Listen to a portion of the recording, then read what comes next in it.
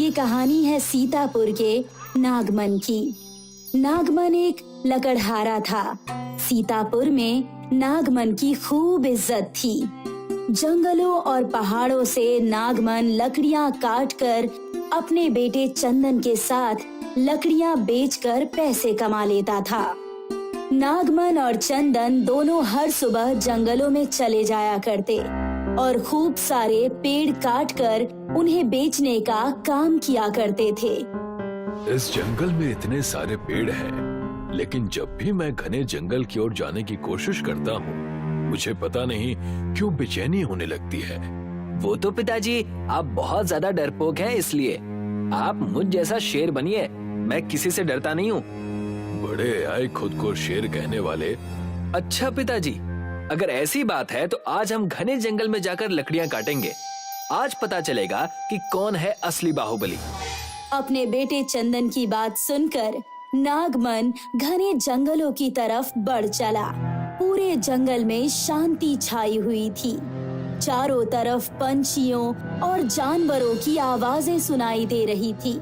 घने जंगल की लकड़ियां और वहाँ के पेड़ देखकर चंदन ने कहा, पिताजी इतना घना जंगल, यहाँ आने का बहुत फायदा होने वाला है। जितनी जल्दी हो सके हमें यहाँ से निकलना चाहिए।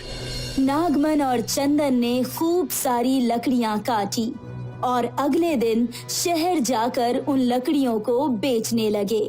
बड़ी मजबूत और अच्छी लकड़ियाँ आई हैं इस बार चंदन। ये सब तो बस भगवान की देन है। ये लो तुम्हारे पैसे। बढ़ई उन्हें पैसे दे देता है। उन पैसों से महीने भर का राशन और एक बड़ी सी अलमारी लेकर चंदन अपने घर जाता है। माँ ये देखिए, आपके लिए मैं एक अच्छी साड़ी लेकर आया हूँ और ये अलमारी भी। आपको हमेशा कपड़े रखने में दिक्कत होती थी ना, इसलिए। अरे वाह बेटे, लेकिन ये पैसे तुम्हारे पास कहाँ से आए?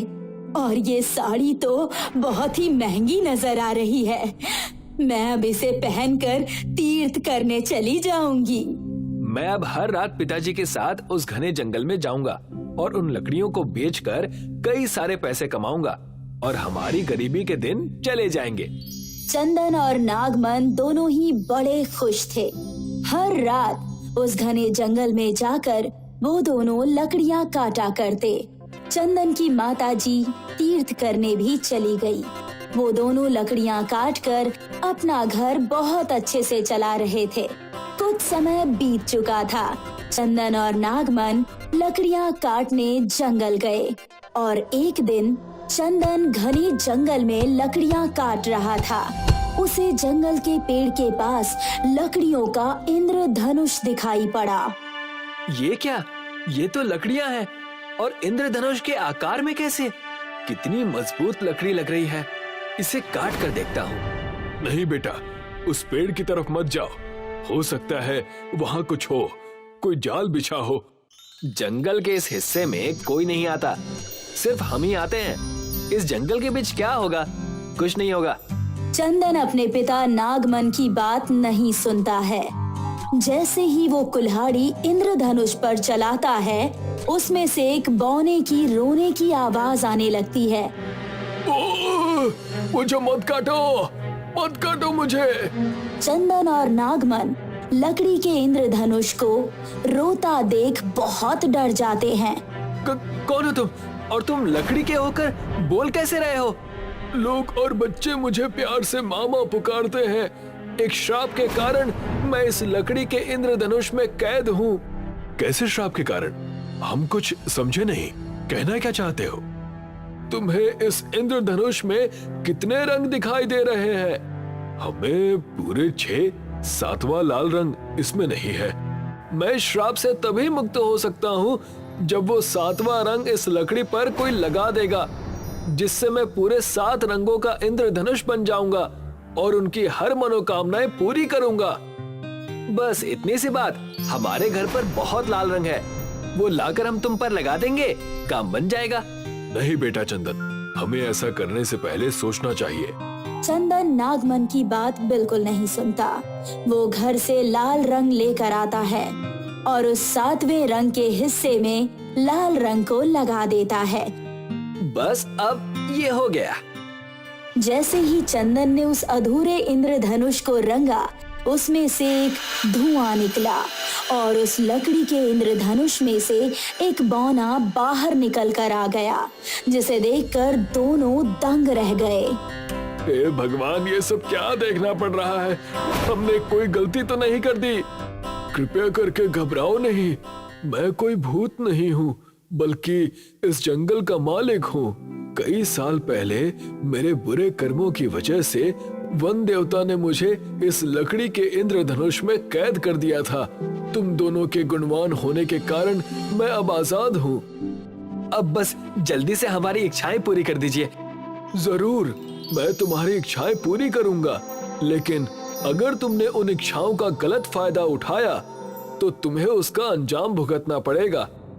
हमें मंजूर है। और अब से तुम इन जंगलों से पेड़ या पौधे काटकर नहीं ले जा सकते। ये वन जानवरों की अमानत है। मेरी पहली इच्छा ये है कि मैं चाहता हूँ कि मेरे 2 हमशक्ल बन जाएं, जो मेरी सेवा करें। उस बौने ने अपनी दिव्य शक्तियों से चंदन को वरदान दे दिया, जो कि बिल्कुल हूबहू चंदन की तरह दिखता था। मैं चाहता हूँ कि तुम घर जाकर खूब सारे अच्छे अच्छे पकवान और स्वादिष्ट व्यंजन बनाओ। चंदन का एक सहायक वहाँ चंदन के घर पर जाकर खाना और स्वादिष्ट व्यंजन बनाने लगा।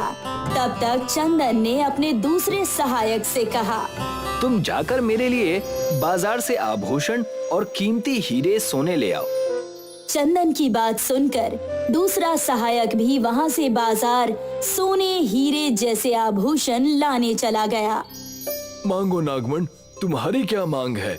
मैं उससे भी पूरी करने के लिए तैयार हूँ। मैं चाहता हूँ कि मेरा परिवार सुखी, तंदुरुस्त और खुश रहे। मुझे आपसे सिर्फ इतना ही चाहिए, इसके अलावा और कुछ नहीं। क्या पिताजी, आप मांगा भी तो आपने क्या मांगा? मुझे देखिए, घर जाते ही मैं स्वादिष्ट व्यंजन और हीरे लूटूंगा। बड़ा मजा आएगा। इतना कहकर बौना मामा वहाँ से अदृश्य हो गए। ये लीजिए महाराज, लजीज खाना, इसे खा लीजिए। लाओ लाओ, सब सामने रख दो। ये लीजिए महाराज, आपके हीरे और सोने के आभूषण। बेटा, ये सब उचित नहीं है। हम लकड़ियों के व्यापार में ही ठीक थे। अब ये सब इतना कुछ पाकर अब भी ऐसा लग रहा है जैसे हमने कुछ हासिल नहीं किया। उस लकड़ी के इंद्रधनुष से अब हमारे पास सब कुछ है। चंदन और नागमन बात कर ही रहे थे कि वहाँ पर पुलिस की पूरी फोर्स आ गई और आकर उनसे कहने लगी, ले चलो इसे, इसने ही गहने और राशन चुराए हैं। देखो कैसे भोजन कर रहा है, दूसरों का घर और दुकान उजाड़ कर। ये आप सब क्या कह रहे हैं? मैं कुछ समझ नहीं पा रहा। हमने देखा तुम बाजार से सबके गहने और जेवर चुरा रहे थे और अब कह रहे हो कि कुछ समझ में नहीं आ रहा। पुलिस वालों को देखकर चंदन बेहद डर जाता है और अपने दोनों सहायकों से पूछता है, तुम दोनों ने चोरी की? बाजार से गहने और राशन चुरा कर मुझे दिया?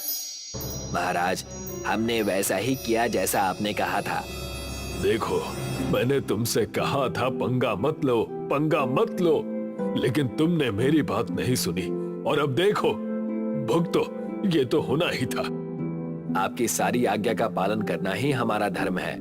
पुलिस वाले उन दोनों सहायकों को उस वक्त नहीं देख पा रहे थे और तब उस हवालदार ने कहा, तुम ये किससे बात कर रहे हो? चलो हमारे साथ। साहब, मैंने चोरी नहीं की, मैंने सच में चोरी नहीं की। आप मेरी समस्या नहीं समझ रहे। पुलिस वाला चंदन की एक भी बात नहीं सुनता। चंदन कारावास में अपनी सजा काट रहा था। प्लीज पिताजी, मेरी मदद कीजिए। अपने बेटे को जेल में देखकर नागमन बहुत रुआंसा हो जाता है और उसी घने जंगल में दोबारा जाता है और वहां जाकर देखता है कि एक बड़ा सा इंद्रधनुष बड़ी सुंदर तरीके से वहीं खड़ा है। हे इंद्रधनुष, आपने मेरा वरदान पूरा नहीं किया। मैंने आपसे कहा था कि मेरा परिवार सुखी और तंदुरुस्त रहे। जैसे ही नागमन ने इतना कहा, वहाँ पर फिर से बौना मामा प्रकट हो गए। मैंने भी आग्रह किया था कि छल कपट जैसी कोई चीज ना करना, लेकिन तुम्हारी मनोकामनाएं पूरी करने के लिए मैंने ये निर्णय लिया है कि चंदन अपने संकट से छूट जाएगा और दोबारा अपना साधारण जीवन जीने लगेगा। तुम चिंता ना करो और अपने घर जाओ। धन्यवाद, मैं आपकी ये कृपा जीवन भर नहीं भूलूंगा। नागमन भागा भागा अपने घर आया और देखा कि सब कुछ पहले जैसा हो चुका है। चंदन अपनी माताजी को तीर्थ यात्रा भेजने की तैयारी कर रहा था। ये साड़ी तो बहुत खूबसूरत है, मैं इसे पहनकर तीर्थ करने जाऊंगी। हाँ माँ, अब हमारे पास हर एक चीज पर्याप्त है। कल से घने जंगल में भी जाने की कोई जरूरत नहीं। मैं छोटे मोटे काम करके ही अपना घर चला लूंगा। उन दोनों की बात नागमन सुनकर सोच रहा था। इसका मतलब उस जादुई लकड़ी के इंद्रधनुष ने हमें कुछ समय पीछे कर दिया। चंदन को कुछ भी याद नहीं और उसका स्वभाव भी बहुत बदल चुका है। जय हो प्रभु। और क्या था, चंदन अपनी जिंदगी बहुत अच्छे तरीके से बिताने लगा और नागमन अपने बेटे पर गर्व महसूस करने लगा और सभी खुशी खुशी रहने लगे। जंगल के पास में एक गांव में श्लोक नाम का एक नौजवान रहता था। वो जंगल से लकड़ियां काटकर अपना गुजर बसर करता था। वैसे तो वो अनाथ था, पर उसने एक कुत्ता पाला था, शेरू। शेरू हमेशा श्लोक के साथ ही रहता था। देख भाई शेरू, आज तुझे पूरा दिन जागे रहना है। हमेशा की तरह बीच में सुस्ती मत करना। तू हमेशा ऐसे ही बोलता है, पर जब मैं लकड़ियां काटने लगता हूँ तो तू चुपचाप गायब हो जाता है और कोने में जाके सो जाता है। आज तू पक्का ऐसा नहीं करेगा ना? अच्छा है, याद रखना। श्लोक के साथ बात करने के लिए बस उसका साथी शेरू ही था, पर श्लोक खुश था। हमेशा की तरह श्लोक और शेरू जंगल पहुंचे। श्लोक एक पेड़ काटने लगा और शेरू यहाँ वहाँ घूमने लगा। कुछ देर बाद श्लोक को शेरू के भौंकने की आवाज आई। क्या हुआ? तू क्यों भौंके जा रहा है? शेरू लगातार ऊपर देखकर भौंक रहा था। श्लोक को कौवे के चिल्लाने की आवाज सुनाई देने लगी। श्लोक ने ऊपर देखा। ये कैसा कौवा है? इसका रंग सफेद कैसे? श्लोक ने गौर से देखा तो वो कौवा पतंग के मांझे में लिपटा हुआ पेड़ से लटक रहा था। अरे बाप रे, इसकी गर्दन में तो मांझा लिपटा है। और फिर उस सफेद कौवे को बचाने के लिए श्लोक उस बड़े से पेड़ पर चढ़ गया और उसने उस कौवे को पेड़ से नीचे उतारा और फिर उसके गले में बांधे हुए मांझे को भी तोड़ दिया। घबराओ मत दोस्त, अब तुम सुरक्षित हो दोस्त। श्लोक ने उस सफेद कौवे को सहलाया और फिर नदी के पास ले गया। कौवा नदी से पानी पीने लगा। दोस्त, अब तुम बिल्कुल ठीक हो गए हो, घबराओ मत। और फिर श्लोक का ध्यान उसके हाथ के खरोच पर गया। पेड़ चढ़ने में उसके हाथ में खरोच आ गई थी, जिससे खून बह रहा था। कोई नहीं दोस्त, मेरा घाव जल्द ही ठीक हो जाएगा। वो कौवा उड़कर श्लोक के हाथ पर गया। सफेद कौवे ने जैसे ही अपनी बीक उस घाव पर रखी, घाव ठीक हो गया। शुक्रिया दोस्त, तुमने मेरी जान बचाई, शुक्रिया। तुम बोल सकते हो? हाँ, क्योंकि मैं जादुई सफेद कौवा हूँ। वाह, तुमने मेरी मदद की और मैं तुम्हारे कारण जिंदा हूँ। बताओ दोस्त, मैं तुम्हारी क्या मदद कर सकता हूँ? मुझे कुछ नहीं चाहिए दोस्त। कुछ तो होगा ही ना। सोचो, मैं तुम्हारी हर इच्छा पूरी कर सकता हूँ। ठीक है, तो तुम गांव वालों के सारे घर पक्के बनवा दो। अभी लो। सफेद कौवे ने जादू किया। तुम्हारी इच्छा पूरी हो गई है दोस्त। सच्ची? चलो चलकर देखते हैं। श्लोक को दूर से ही पक्के घर दिखने लगे। धन्यवाद जादुई कौवे। तुम्हें और कुछ नहीं चाहिए? नहीं दोस्त। ठीक है, तो अब मैं चलता हूँ। अलविदा। जादुई सफेद कौवा वहां से उड़ गया श्लोक वापस लकड़ियां काटने चला गया। जादुई सफेद कौवा एक पेड़ की टहनी पर जा बैठा और सोचने लगा, अरे, श्लोक के बदले किसी और ने मेरी जान बचाई होती तो वो मुझसे सोना चांदी और दुनिया भर की शोहरत मांगता, पर श्लोक ने तो गांव वालों के भले के लिए पक्के घर बनवाए। वो सच में अच्छा है, मुझे उसकी और मदद करनी चाहिए। यहाँ श्लोक और शेरू गांव लौटे। सारे गांव के लोग खुश थे। अरे बेटा श्लोक, ये देख देख, हमारे घर पक्के बन गए। भगवान जाने ये जादू कैसे हुआ। अब तो बरसात में भी घर में पानी नहीं टपकेगा। ये तो बहुत अच्छी बात है दादी। श्लोक अपने घर पहुंचा। उसकी झोंपड़ी भी पक्का मकान बन चुकी थी। देख शेरू, हमारा घर अभी बड़ा बन गया है। श्लोक ने अच्छे से अपना घर देखा और फिर रसोई में खाना पकाने बैठ गया। तभी जादुई सफेद कौवा उड़कर उनकी खिड़की पे आया। जादुई सफेद कौवे को देखकर शेरू भौंकने लगा और फिर झट से जादुई सफेद कौवा उड़कर पास के पेड़ में छिप गया। श्लोक की नजरों से बचकर जादुई सफेद कौवा श्लोक पर निगरानी रखने लगा। श्लोक ने खाना बनाया और फिर कुछ देर बाद उसके घर के बाहर 2-3 गरीब लोग आ गए।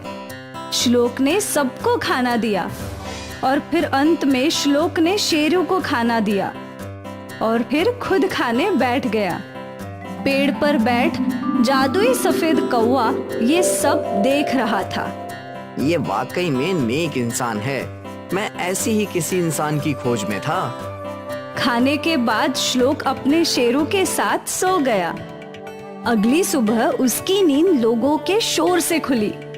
वो उठकर बाहर गया तो उसने देखा कि लोग पेड़ पर पत्थर फेंक रहे थे।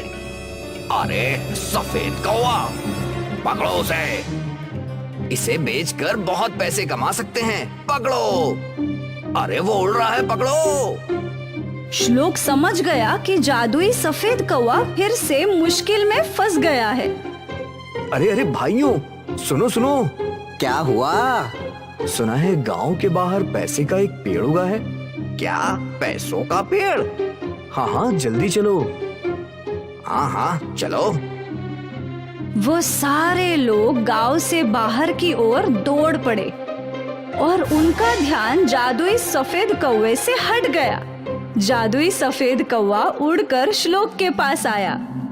एक बार फिर तुमने मुझे बचा लिया। वो तो है, पर तुम गांव में क्या कर रहे हो? सच बताऊं तो मैं तुम पर नजर रख रहा था।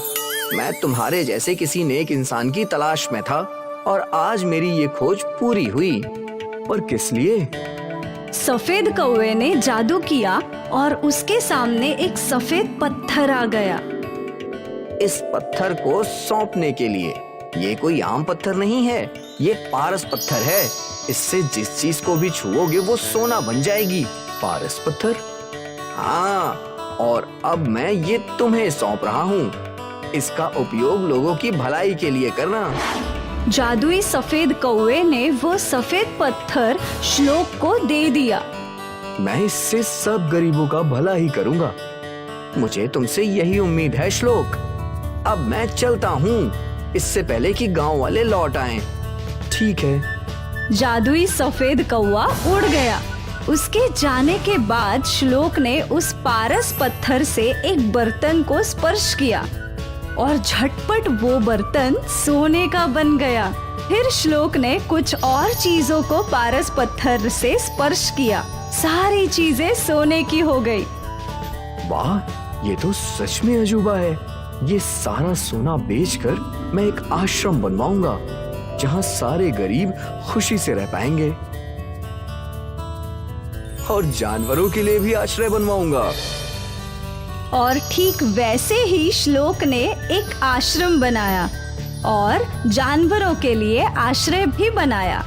वो सभी गरीबों की सेवा करने लगा। अनाथ और अकेले श्लोक को परिवार मिल गया और गरीबों को भी। इस तरह जादुई सफेद कौवे के पारस पत्थर से श्लोक और बाकी गरीबों की जिंदगी संवर गई।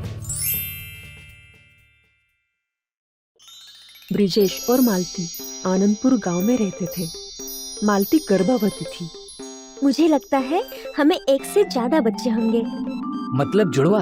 हाँ, मैंने कई दाई माँ को अपना पेट दिखाया। सबको यही लगता है कि जुड़वा बच्चे होंगे।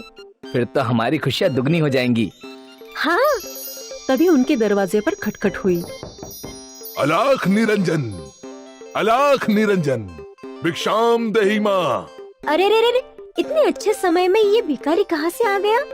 मालती गुस्से में दरवाजे पर गई और उस साधु पर बरस पड़ी। तुम्हें भी भिक्षा मांगने के लिए मेरा ही घर मिला था क्या? पता नहीं अच्छे समय पर तुम जैसे भिखारी कैसे चले आते हैं।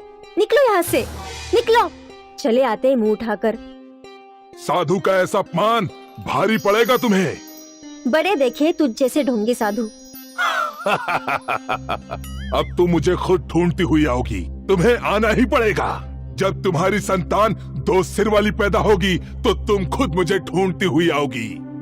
मालती ने उस साधु को भगाने के लिए डंडा उठा लिया और फिर वो साधु बड़बड़ाते हुए वहाँ से चला गया। तुम उस साधु को कुछ खाना देकर भी तो भेज सकती थी ना। क्यों बेफजूल में उस साधु का अपमान कर दिया तुमने? अरे वो कोई साधु वाधु नहीं था। यूं ही मुफ्त में खाना मांगने चले आते हैं। हट्टे खट्टे होकर भी इन्हें काम नहीं करना होता है, बस मांग कर खाना होता है। पर उस साधु ने तो श्राप दे दिया ना कि बच्चा 2 सिर वाला होगा। उसे बोलने से ऐसा होता है क्या? वो ढोंगी था। तुम ये सब छोड़ो, चलो खाना खाते। कई महीने बाद मालती के बच्चे का समय आ गया। दाई माँ ने जब बच्चियों को देखा तो उसकी चीख निकल गई। ये सुनकर मालती का कलेजा ही बैठ गया। उसने कभी ऐसी उम्मीद नहीं रखी थी। ब्रिजेश भी हक्का बक्का रह गया। उस साधु की बात सच हो गई। मिनटों में कई गांव वाले ब्रिजेश के घर के बाहर आ गए। इन चुड़ैलों को मार दो। हाँ, वरना ये हम लोगों को मार देंगी। मार दो इन्हें, मार दो। मुखिया जी, मेरी पत्नी को एक साधु ने श्राप दिया था, इसीलिए उसे ये 2 सिर वाले बच्चे पैदा हुए हैं। ये सब वो साधु ही ठीक कर सकता है। मेरी बच्चियों को मत मारिए। मैं किसी भी तरह उस साधु को ढूंढकर सब कुछ ठीक करवा दूंगा। ब्रजेश, तेरी बात मैं समझ रहा हूँ, पर 2 सिर वाली जुड़वा बेटियों को गांव में रखने की मैं इजाजत नहीं दे सकता।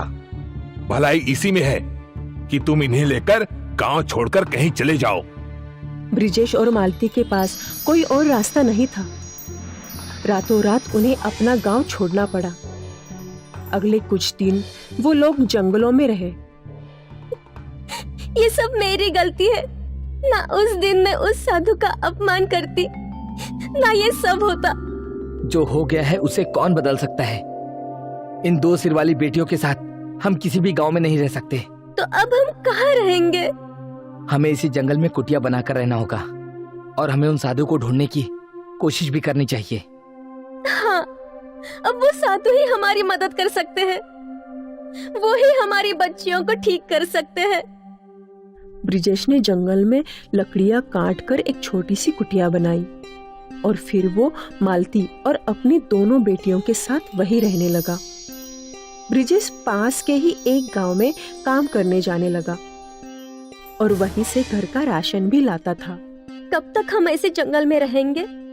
हम गांव में वापस नहीं जा सकते। अगर हम गांव में गए तो हमारी बेटियों को मार दिया जाएगा। हाँ, लेकिन हमें उस साधु को भी ढूंढना होगा। वो जरूर किसी मंदिर के बाहर मिलेंगे। हर सोमवार को मैं मंदिरों में जाया करूंगा। अगर भगवान की मर्जी रही तो वो साधु हमें जरूर मिलेगा। ऐसा ही करते करते 5 साल बीत गए। ब्रिजेश हर सोमवार मंदिरों में जाकर उस साधु को ढूंढने लगा। आखिर एक मंदिर में उसे किसी ने आवाज लगाई। मुझे ढूंढ रहे हो ना? आप मुझे जानते हैं? सालों से तुम मुझे ही ढूंढ रहे हो और तुम मुझसे ही पूछ रहे हो कि क्या मैं तुमको जानता हूँ या नहीं। तुम्हारी 2 बेटियां हैं ना, वो 2 सिर वाली। महाराज, उस दिन मेरी पत्नी से गलती हो गई, हमें माफ कर दीजिए। हमारी बेटियों को ठीक कर दीजिए महाराज, वरना वो लोग उन्हें मार देंगे। कल मैं तुम्हें यहीं पर मिलूंगा। अपनी पत्नी और बच्चियों को साथ में लेकर आना यहाँ पर। जी महाराज। ब्रिजेश खुश था कि आखिर सब कुछ ठीक होने वाला था। वो अपने घर लौटा। मालती, मुझे वो साधु मिल गए। कल वो हमारी बच्चियों को ठीक कर देंगे। पापा, हम भी आपकी तरह एक सिर वाले बन जाएंगे। हाँ बेटा, तुम्हारा श्राप खत्म होने वाला है। अरे वाह, फिर तो हम बाकी बच्चों के साथ खेल पाएंगे। हाँ बिल्कुल। अगली सुबह ब्रिजेश, मालती और उनकी दोनों बेटियां मंदिर पहुंची। दोनों बच्चियों के एक एक सर को कपड़े से ढक दिया था ताकि कोई देखे ना। पर रास्ते में एक आदमी ने देख लिया। ये बच्चियां तो 2 सिर वाली हैं। आज तक तो मैंने जानवरों के बच्चे बेचकर पैसे कमाए हैं। अगर मैंने इन 2 सिर वाली बच्चियों को बेच दिया तो मुझे करोड़ों रुपए मिलेंगे। वो आदमी इनका पीछा करने लगा। ब्रिजेश अपने परिवार के साथ मंदिर के आंगन में बैठ गया। वो साधु का इंतजार कर रहा था। अब तक आए नहीं। वो बस आते ही होंगे। वो लोग यहाँ वहाँ देख रहे थे कि उतने में उस आदमी ने दोनों में से एक बच्ची को उठा लिया और भागने लगा। मेरी बहन, पापा मेरी बहन। चुटकी कहाँ गई? मालती और ब्रिजेश बच्ची को ढूंढने लगे। मालती रो रही थी। उसी वक्त वहाँ वो साधु महाराज आ गए। अब तुम्हें अपनी गलती समझ आ गई? जी महाराज, मेरी बच्चियों को बचा लीजिए, कृपा कीजिए। साधु ने कुछ मंत्र पढ़ा और मिनटों में 2 सर वाली बच्ची साधारण बच्ची में बदल गई। और यहाँ जो बच्ची का अपहरण हुआ था वो भी साधारण हो गई। ये कैसे हो सकता है? अभी तो इसके 2 सिर थे, पर अचानक। वो आदमी परेशान हो गया और उसने बच्ची को वहीं छोड़ दिया। बच्ची मंदिर की ओर दौड़ पड़ी और दौड़ते हुए उसने अपनी माँ को गले लगा लिया। चुटकी, चुटकी। मालती को अपनी दोनों बेटियां मिल गई। मालती साधु महाराज के चरणों में गिर गई। मुझे माफ कर दीजिए, अब मैं कभी ऐसा नहीं करूंगी। धन्यवाद आपका, बहुत धन्यवाद। 2 सिर वाली जुड़वा बहनें ठीक हो गई और अब वो अपने जीवन जीने के लिए आजाद थी। और फिर ब्रिजेश अपने परिवार के साथ अपने गांव लौट आया। अंत भला तो सब भला।